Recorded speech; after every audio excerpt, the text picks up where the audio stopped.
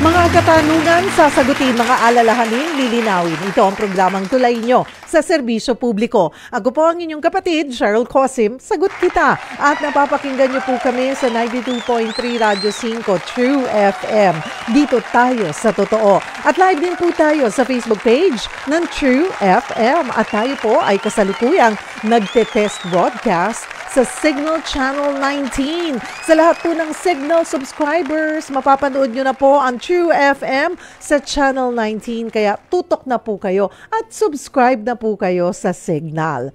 Sa kauna-unahang pagkakataon mga kapatid, magkakaroon po ng online voting. Ito ay itinutulak ng COMELEC para mas maraming mahikayat na bumoto abroad. Hihingi po tayo ng update mula mismo sa COMELEC. Makikibalita rin po tayo sa iba pa nilang preparasyon para po sa darating na midterm elections. Ang ating question of the day, mga kapatid, pabor ka bang magkaroon ng online voting? Ano yung mga concern nyo kung hindi kayo pabor? Sali po kayo sa ating discussion, i-post nyo po yan sa ating live stream at mamaya po ay babasahin natin yan isa-isa. Maaari rin po kayong tumawag sa ating tanungan hotlines sa 8631-5788 or sa 8631-6674. Sa first half of our program, magkakasama po natin ang COMELEC. Mamaya rin po ay magkakasama po natin ang DMW, si Secretary Kakdak, at hingi po tayo ng update sa mga sitwasyon po ng ating mga kapatid. Di po ba meron na naman pong inatake ang Houthi sa Red Sea, kung saan naman ay ang karamihan po or yung 21 po na mga kababayan natin ay nakauwi na, yung mga tripulante, pero hindi pa po natin ma-confirm kasi ang huli pong ang sinabi po ng pamahalaan ay hinahanap pa po yung isa nating kababayan. May inilabas po na statement ang White House naman na sinasabi po nilang may isa po tayong kababayan na namatay, pero hindi, we will ask for the update mula po sa DMW. And also, iba pa pong sitwasyon, yung nangyari pong sunog sa Kuwait, kukumustahin din po natin kung ano ng update po dyan. So, at kung may concern din po kayo, may gusto po kayong itanong, sa yung mga OFWs po natin, may gusto po kayong iparating, post nyo lamang po at ipaaabot po namin yan sa DMW. Oras natin mga kapatid, 7 minuto magkalipas ang 4:00 ng hapon, live via StreamYard. Kasama po natin, Chairman George Garcia. Magandang tanghali po, tanghali talaga, magandang hapon po sa inyo, Chairman. Magandang hapon po, Ma'am Cheryl, magandang hapon po sa ating mga kababayan. Salamat po sa inyong oras. Chairman, kumusta na po yung ating voter registration? On track pa rin po ba sa targets po natin? Ma'am Cheryl, tama po.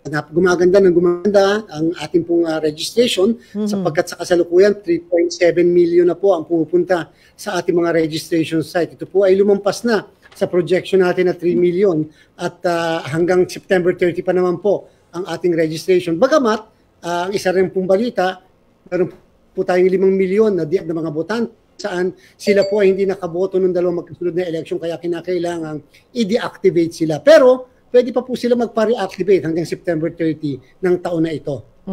Ayan mga kapatid, kung 2 beses po kayo magkasunod na hindi nakaboto, kailangan nyo pa rin pong magpa-activate. At pwede daw po yan hanggang end of September. Kasi yung iba, Chairman, baka iniisip, rehistrado naman ako Nawala na sa isip nila na dalawang eleksyon na pala silang hindi nakakaboto. Pag po kayo pumunta doon, wala po yung pangalan sa listahan. Ganun ba yon, Chairman?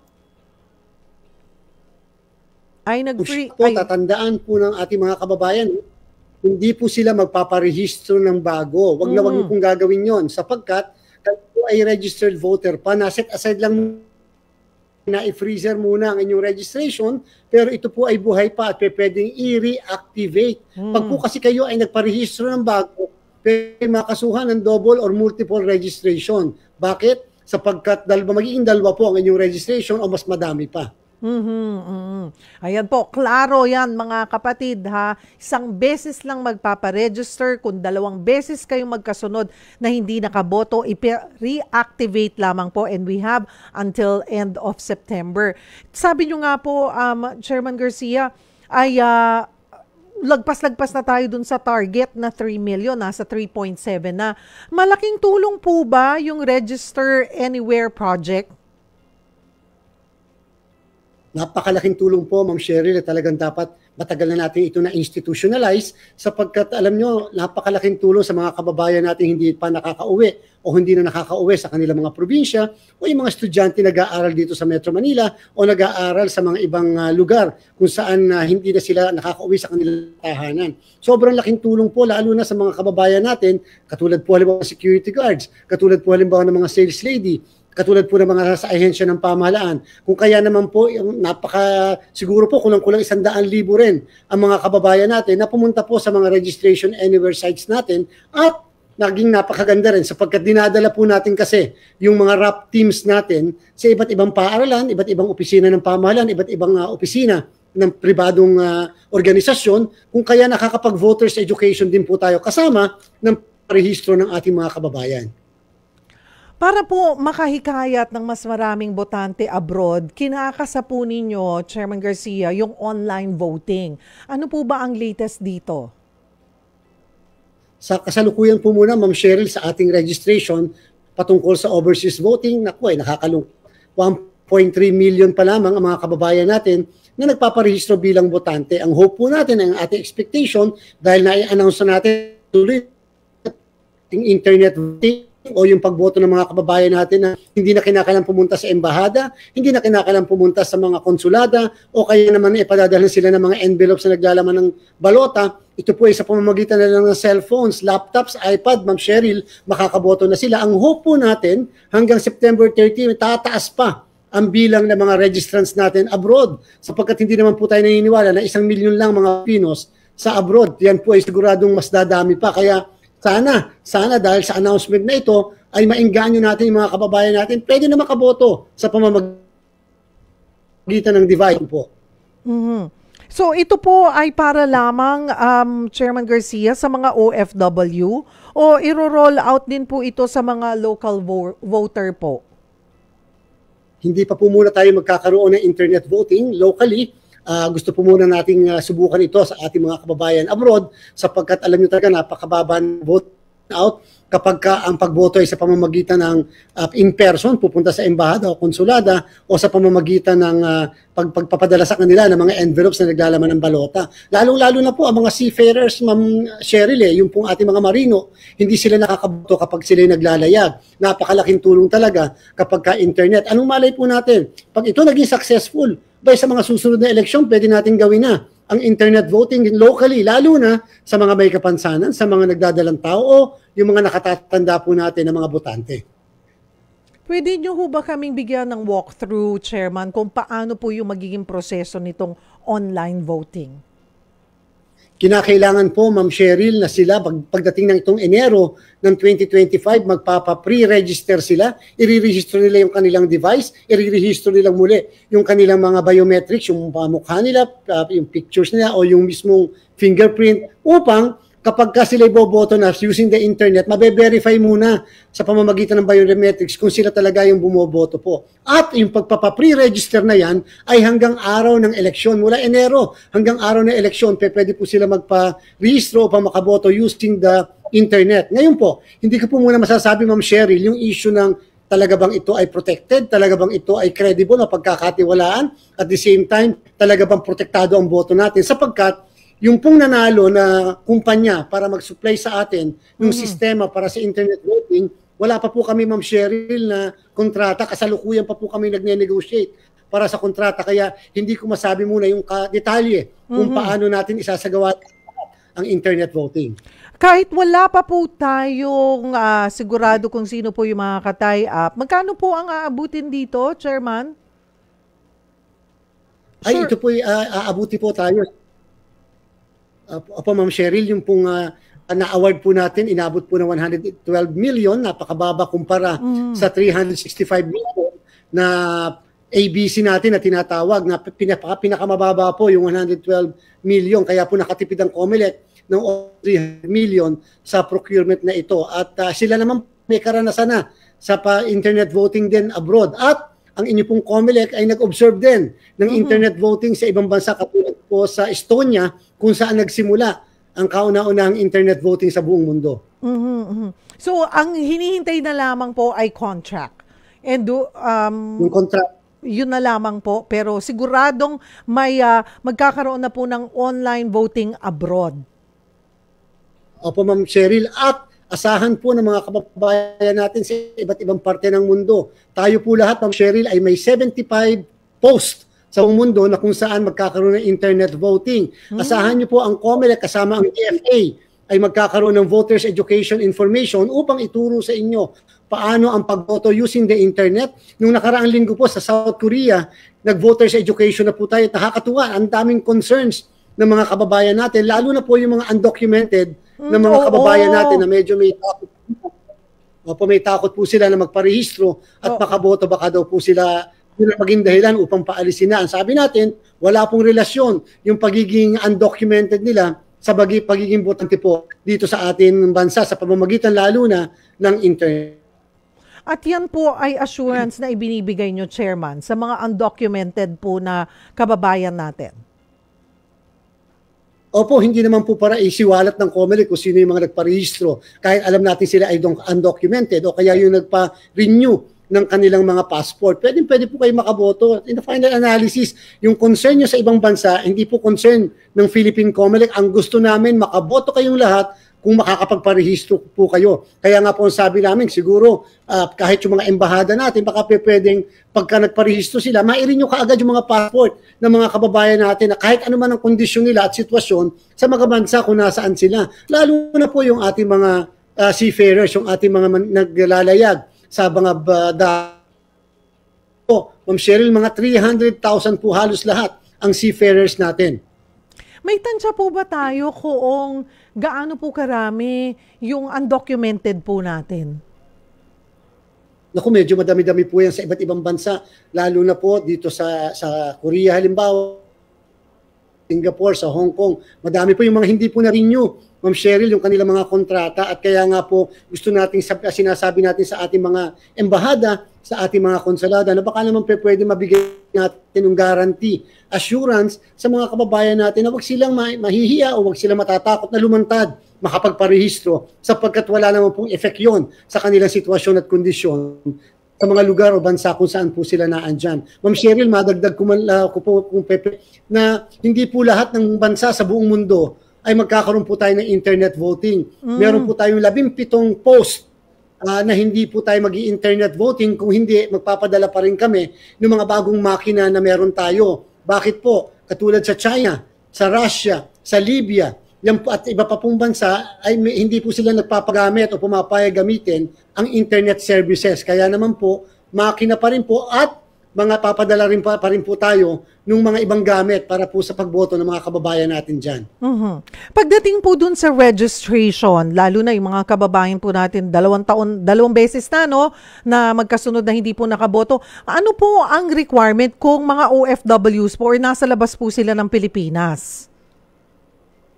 Ay, wag po sila mag-alala. Kahit po nasa Pilipinas na sila, pero sila ay considered pa rin na overseas voter, pwede po sila anywhere site natin, Ma'am Cheryl, pwede po sila magpa-reactivate. Doon naman po sa mga nasa abroad na, kahit po sa internet, sa ating pong website, pwede po reactivation. Bakit po? Bakit online na lang? Hindi nyo na po kinakailangan pumunta pa sa mga registration site sapagkat meron na po silang biometric. Hindi na po kinakailangan magpakuha muli ng biometrics. Kaya po, kahit dito sa Pilipinas, yung mga domestic voters natin, kung kayo ay deactivated, pwede rin po ang online reactivation kahit hindi punta. Ayan po. Mga kapatid, break lamang po tayo ng kaunti. Babalikan po natin si Chairman Garcia, no? Mag-break lamang po kami, wag po kayong bibitaw. Patuloy po natin magkakasama si Chairman George Garcia. Magbabalik po ang programang Sagot Kita. Nagbabalik po ang programang Sagot Kita. Kasama pong inyong lingkod Cheryl Cosim at kasama pa rin po natin COMELEC Chairman George Garcia. Chairman Garcia, pasensya na po't naputol po kayo. Ayun po, yung ating naputol na discussion po kanina ay pinapaalalahanan nyo po na online pwede pong magpa-reactivate. Tama po yan, Ma'am Cheryl. Mangyayari lang po sa mga kababayan natin, whether nasa abroad o kahit dito sa Pilipinas, na kung sila po ay deactivated, ibig sabihin dalawang beses na hindi nakaboto ng eleksyon, noong May 2022 at yung December ng 2023, Barangay SK, po lamang na bisitahin niyo po ang COMELEC website.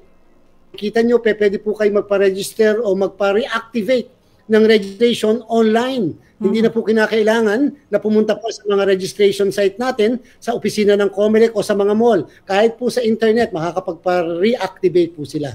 At Chairman, may mga nagtatanong po, paano kung more than 2 elections po sila hindi nakaboto? Or meron pong isa nagtanong, magmula doon nung nag-18 siya, nakakaisang beses pa lang siyang pagboto, 40 na daw po siya ngayon. Ano daw ang gagawin niya?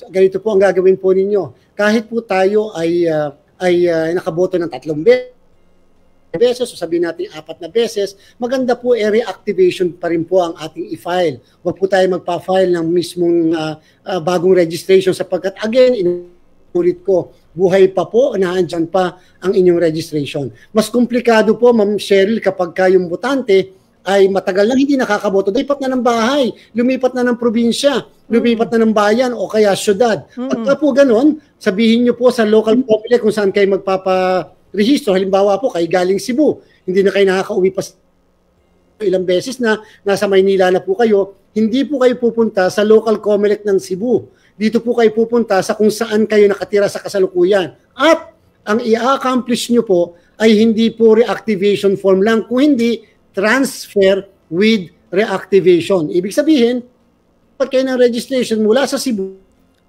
sila at magpapa-reactivate. Ino po, transfer with reactivation. Kahit po beses na yan, na hindi kayo nakakaboto, wag po kayong magpaparehistro ng bago. Baka po kayo makasuhan ng double or multiple registration na may kulong ng 1 hanggang 3 taon. Okay po. At yan po, pag may transfer and reactivation, kailangan po mismo pumunta sa COMELEC.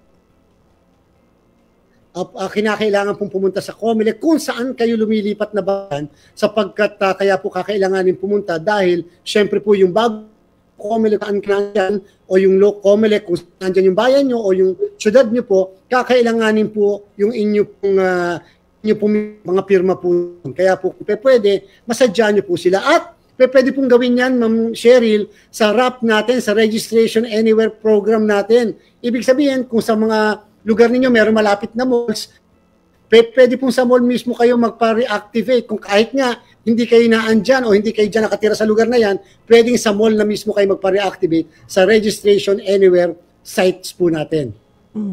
Okay. Plano nyo rin daw pong i-upload online yung certificates of candidacy sa inyong website? Ano pong update dito, Chairman?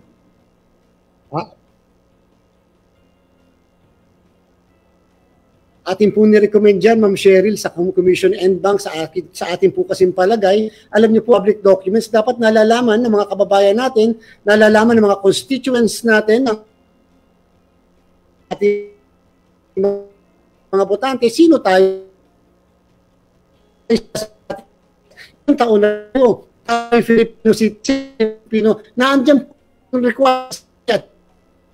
Ako. Chairman, konti nga pong pihit or maybe, sige, itry po natin na makakonect ulit before po tayo magpaalam kay Chairman Garcia. Baka po may gusto po kayong ihabol. I-post nyo na po ngayon sa inyong mga live stream, mga kapatid, para po maitanong natin yung inyo pong mga concern. At katulad po ayun, sabi nga, pinapaalalahanan po, magparehistro, pero kung alam nyo pong nagparehistro na kayo, ang tanging kailangan nyong ilagay ay reactivation po para makaboto kayo sa darating na eleksyon. Katulad po ng sinabi ni Chairman Garcia, huwag kayong magre-register ulit. Kahit gaano nakatagal kayong hindi nakakaboto, hindi daw po nawawala yan. At may kaukulan palang, kulong pag po kayo'y nag-double registration. So, make sure po, mga kapatid, reactivation lang. Ngayon, kung kayo po ay matagal nang di nakakauwi sa probinsya, kung saan kayo dati pang bumoboto, pwede kayong bumoto na kung kayo'y based na dito sa Manila or sa iba ng lugar. Basta sasabihin lang po pala ay magta-transfer po kayo at reactivation. Nasa linya po natin ang telepono pa rin, Chairman George Garcia. Chairman? Yes, Ma'am Cheryl, opo. Opo. Katulad po ng aking sinabi kanina, maganda po talaga na nalalagay natin sa website at ginagawa natin public yung mga certificates of candidacy ng lahat ng kandidato upang maging, alam niyo naman, transparent tayo. At number 2, para makilala at malaman talaga ng mga botante, constituents natin, sino ba talaga tayo, saan tayo pinanganak, ano ang present address at residency natin, ilang taon na tayo sa residency yan, ilang taon na ba talaga tayo, at tayo ba'y Filipino citizen o hindi. Kasi yan naman po ay mga requirements na batas mismo ang nagsabi na dapat ilagay ng mga kumakandidato. Chairman, puntahan ko na po before we let you go yung mga concern po ng ating ilang mga netizens. Although nasagot na po ninyo ito, na-explain nyo na, ulitin na lamang po natin dun sa mga katutune in lang. Si Luis de la Cruz, saan daw po ba magpapa-reactivate kapag hindi nakaboto ng 2 beses or more than 2 times? Sir Luis, number 1, pwede po kayo kung may mall na sa katabi ng bahay ninyo, malapit sa bahay ninyo, dyan po sa mall, lalo pag Sabado, meron po tayong Registration Anywhere site.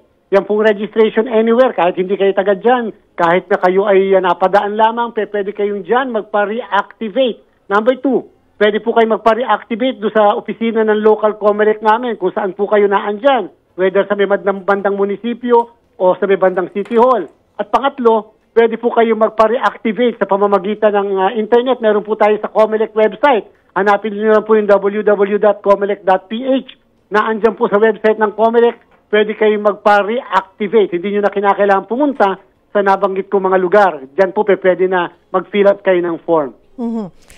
Chairman, paano kung hindi sigurado yung isang tao kung activated ba siya or na-deactivate? Malalaman din ba niya yon kung i-check po niya online? Opo, Ma'am Cheryl, kapag po sila pumunta doon sa Registration Anywhere site natin o kaya naman sa local COMELEC kung saan sila lilipat, ayan po i-verify po at makikita nila kung sila ay may active pa o may inactive na registration upang magpa-reactivate po sila.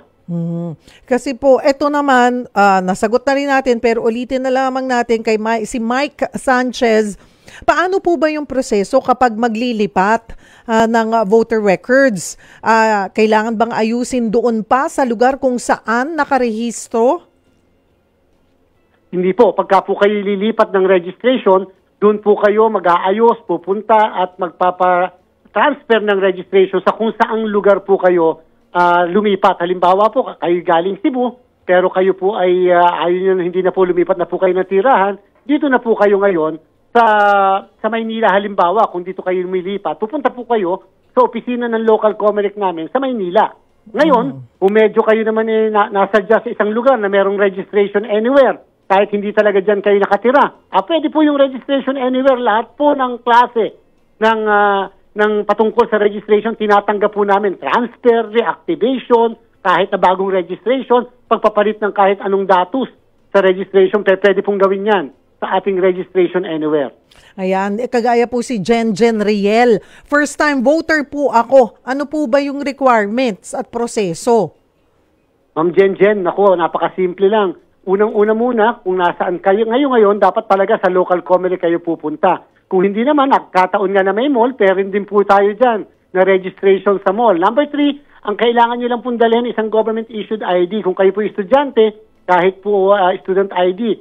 Pagka naman po wala kayong government-issued ID, katulad ng lisensya, katulad ng postal ID, senior citizens ID, o anumang pang government-issued ID, pwede po kayong kumuha lang ng barangay certification sa inyong barangay at yan po ay tinatanggap na ng ating mga local COMELEC.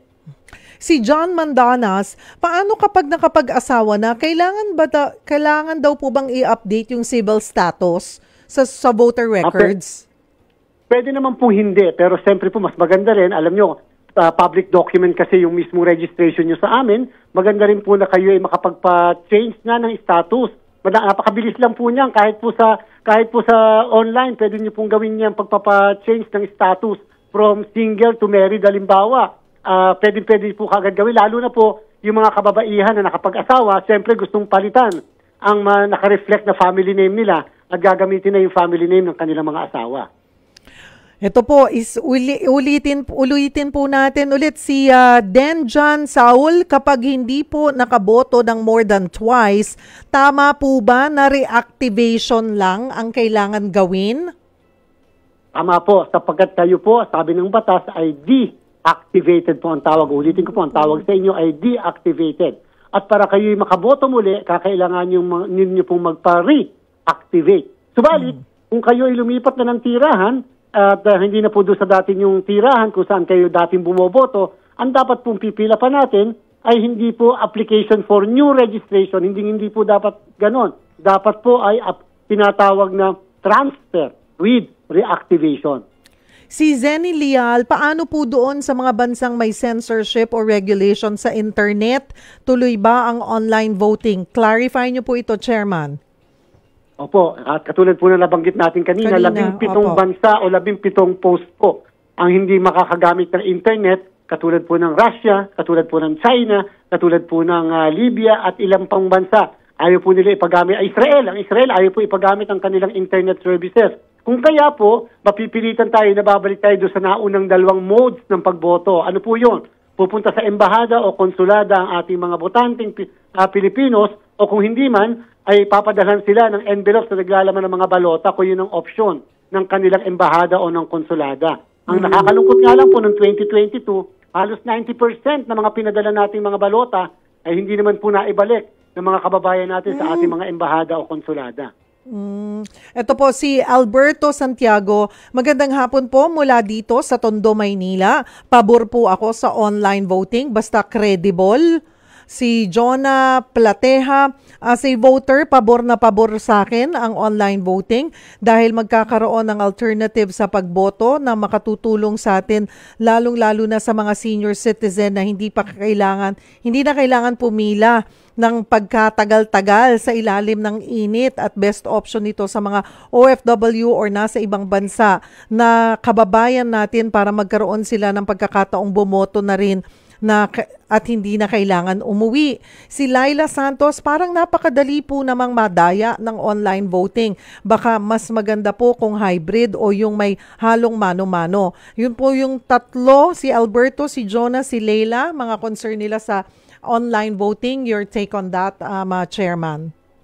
Siyempre po, Cheryl, number one talagang consideration, yung munang safeguard ng ating mga boto na dapat nabibilang. Pero ito po, napagkakatiwalaan nga po natin doon sa medyo may konting duda pa. Tama po yung ganyan. Ako po nire-respeto ko yan na talagang humahanga ako sa nagdududa. Ibig sabihin, tayo matatalino talaga mga Pilipinong botante. Pero alam niyo po kung napagkakatiwalaan nga po natin ang internet banking, pera po yung involved doon Napagkakatiwalaan po natin na talaga namang accurate at talaga namang protektado pa rin yung mga pera natin. Napagkakatiwalaan po natin payment ng mga bills sa pamamagitan ng internet sa kasalukuyan, basta ba ito may paraan to audit, may paraan to verify kung talaga nabayaran, parang ganun din po dito sa pagboto. Siyempre po, walang kapalit na yung boto ng bawat isa hindi dapat na-disenfranchise at dapat po lahat nabibilang. At gagaranti ko po sa inyo, merong auditability at merong pong proper tracing kung talaga bang nabilang ang bawat boto po ng bawat isa na hindi nalalaman na kayo po ang nakakaboto. At yan po ay siyempre ginagawa po natin upang maging kaaya-aya ang pagboto ng mga kababayan natin abroad. Kaawa-awa naman po sila. Tatandaan natin, Pilipino pa rin po sila at nakakalungkot kung hindi sila makakaboto dahil dadalawang paraan lang ang binibigay natin sa kanila. Maraming salamat po for always making time. COMELEC Chairman George Garcia, magandang hapon po sa inyo. Magandang hapon po, Ma'am Cheryl. Mabuhay po. Yan po si COMELEC Chairman George Garcia. Oras natin mga kapatid, 4:36. Huwag po kayong bibitaw. Magbabalik po ang programang Sagot Kita.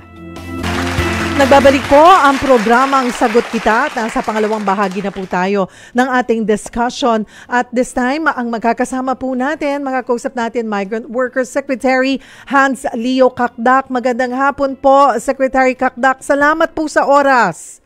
Magandang hapon, Ms. Sherry, sa inyong mga tagapakinig, tagapanood. Magandang hapon din po. Alam po namin, busy po kayo at salamat po sa pagsingit po sa amin. Pero hinihintay pa rin po namin na maimbitahan namin kayo na ditong makasama ko sa loob ng studio, ha, Sec? Oo pa.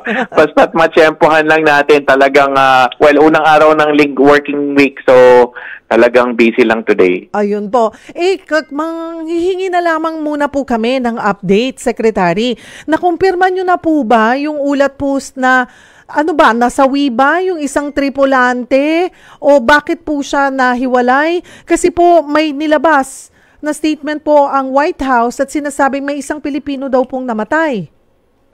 Una-una, nagpapasalamat tayo sa US government, no, sa US Navy na kasama doon sa napakalaki ng papel na ginampanan doon sa pagsagip doon sa mga 21 na tripulante out of 22 doon sa Tutor, MV Tutor bulk carrier, at nakauwi na sila kahapon, no, sinulubong natin sa airport together with Sec Ted Herbosa, OWA, at si House Committee on Overseas Workers Chair Jude Asidre. Okay, now meron isang naiwan, at kahapon nagtungo sa embahada yung ship owner na yung ng MV ship operator. Opo. Oo, ng MV Tutor. At napag-usapan doon yung search operations. At sabi nung ship operator, yung ship owner, ay magsasagawa na ng operation, search operation. Merong mga boats na lalapit doon sa MV Tutor kahapon at ngayon, at hopefully magsasagawa na ng search and salvaging operation. Ngayon, kung ano yung kaparaanan, malalaman natin as soon as they get there. But yun, hahanapin pa lamang siya. And of course, we are fully aware, kausap namin yung pamilya kanina ng nawawalang tripulante. We are fully aware nung yung mga panganib, no, yung disgrasya, sabihin na natin na nadanas ng buong crew, including yung nawawala natin na seafarer noong June 12, natamaan ng drone sa kanang missile. So talagang may panganib at disgrasya na malamang ay nadatnan niya, no, o nadanas niya. Kaya having said that, ang sinasabi ko to kasi talagang ang posibilidad ay bahagi siya doon sa natamaan nung sa barko. Ngayon hindi natin alam kung ano yung kinaratnan niya, kaya hahanapin pa natin siya. Yung engine room, kung saan na pinapalagay nandun siya, natamaan, at di lamang natamaan kundi binaha. No, kasi pero hindi enough yung baha para lumubog yung barko. Pero na-immobilize at adrift siya, no. So, yun ang dadatnan ng salvors, ng search operations dun sa barko. Pero yun nga, isasagawa pa lamang yung search operation. Opo. Sec, bakit po siya nahiwalay doon sa 21? Well, ang isang pinapalagay ay he is an engine room worker. So, ang pinapalagay is he was working at that time, no? Opo. And ang alam natin, meron din mga nagtatrabaho doon sa area at that time, pero hindi siguro kasing lapit niya doon sa mismong pinangyarihan nung attack. So, hindi natin alam, no? These are just speculations, Ms. Cheryl. Kaya hindi natin alam pa talaga with finality kung anong dahilan ba't siya nando doon, at merong talagang pagtaas ng tubig. Kasi yung engine room, hindi lang ito isang kwarto na may engine. Pinaliwanag sa amin kahapon, yung laki, yung extent ng engine room ay halos ilang palapag, at least mga 5 palapag na napakalaking kwarto. So, ganun kalaki at yung tubig na pumasok, hindi lang natin pinag-uusapan yung lagpas tao na tubig, kundi it could be more. Talagang napakalalim ng tubig, napakadami ng tubig na pumasok. So again, hindi natin alam kung anong dadatnan na sitwasyon at yung anong kararatnan ng pagsusuri once na nahanap siya o hinanap siya. But rest assured, the operations are being commenced, no? Yun ang nabanggit kay Ambassador Palek ng Philippine Embassy natin sa Athens kahapon. Kasi Greek-based, no? Greek-based yung owner. Opo. At kamusta na po yung mga umuwi po na 21 seafarers po natin? Kasama na po ba nila ang kanilang mga pamilya? Yes, linagi muna sila sa isang hotel. And sa pagkakaalam ko, they will be going through medical check-ups today. And some of them, hindi siguro lahat pa, but at least some of them ay nakita na yung kanilang pamilya. In fact, meron dong, di ba, may isa o dalawa doon na nandun niya yung asawa ni Kapitan, nandun kahapon na sumalubong sa airport. Ano po ba ang kwento nila? Paano daw po nangyari yung pag-atake? Ang nabanggit ay parang may dalawang, doon sa press conference, no, katabi ko kasi si Kapitan Domrique. So nadinig ko yung binahagi niya na parang bandang 9:00 ng umaga ng Hunyo may isang attack. At may pong mangalawang attack na mga 1:30 nung araw na yun. Time oras nila, which is 5 hours behind our time. So yun, at nangamba na sila at yun, magkaroon na ng damage, no, to the hull, do sa body nung barko. Ito po, Secretary, hindi po ba ay nagbigay na po tayo ng pasabi or may kasulatan na po na hindi dapat na naglalayag ang mga Pilipino basta dadaan po sa Red Sea? To divert. We asked them to divert. At ngayon, may mga sumunod doon, no? More than 50% in fairness. Opo. Ilagay natin sa 60% ang sumunod. Ngayon, ang gusto nating tumbukin ngayon, sino itong mga hindi nag-divert? At yan ang pag-aaralan natin sa review process. Kasi yung direktiba ng DFW, divert, and then yung maritime escort, security, and then armed guards. So, and then yung right to refuse sailing. So, susuriin natin yung mga component na yon, yung mga sangkap na yon, at pag-aaralan natin, epektibo ba hindi o tinupad pa o hindi. Kung hindi tinupad, bakit? At kung paano pa mapapaigting ang proteksyon. So yan ang mga pag-aaralan natin, Ms. Cheryl. Tutumbukin natin yung mga hindi nag-divert. Kasi yung mga nag-divert, okay na yun, hindi na natin istorbohin yun. But yung mga nag-divert, yun ang problema, yun ang tutumbukin natin. Kaya we will call for a consultation, discussion, kasi under the rules we also need to consult, no, para may abiso ang lahat sa paghubog ng mas maigting pangpatakaran. So we will call the seafarers and the ship owners groups.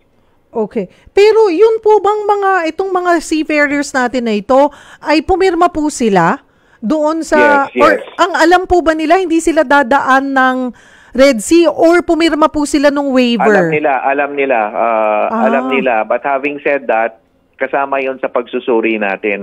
Of course, nung tinanong namin sila lahat kahapon, umayon sila na pumayag sila. Bakit daw sila pumayag? Pero susuriin pa natin lalo ito. Opo, bakit daw sila pumayag? May kanya-kanya na silang dahilan na kung bakit sila pumayag. May attendant risks ito. Sa bilang natin, may mga 25 na mula nung tinalagay yung patakaran ng right to refuse sailing na hindi pumayag. Opo. At dito sa larangan na ito, ang mga dahilan nila could be varied, no? Kung anong dahilan, iba't ibang samot-saring dahilan at isa yun sa mga pag-aaralan natin na maigi kung ganap nga ba talaga ang pag-exercise ng kanilang right to refuse sailing at kung paano pa ito mapapaigting, kung ito ay sapat o kaya ay kailangan pang palakasin. Kasi baka nandoon din po baka pag nag-refuse sila this time, hindi na sila ma-offeran. Baka ganun po yung mga Nasa concern, rules yun, di ba? Nasa rules yun. In fact, itong 25 na sinasabi kong tumanggi, i-assign sa ibang biyahe. Ay, ayun naman pala. Oo. Pero hindi natin alam no kung anong kadahilanan na merong nagsasabi na wala daw sapat na oras, binigla sila. Okay. But ang sinasabi naman natin doon sa rules, wala namang nakalagay na panahon. Mhm. Basta tumanggi ay galangin dapat yung pagtanggi.